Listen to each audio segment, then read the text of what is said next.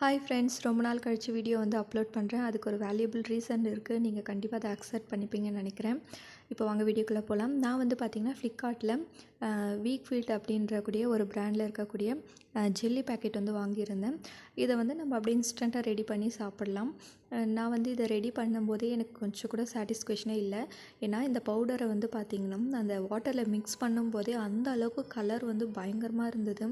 Colour வந்து அதிகமாக இருக்குது அப்படின்னா அந்தளவுக்கு ஹெல்த் கிடையாதுங்க. ஏன்னா கலரில் வந்து நிறைய கெமிக்கல்ஸ் இருக்கும். அது கூடவே சுகரும் வந்து இருக்குது.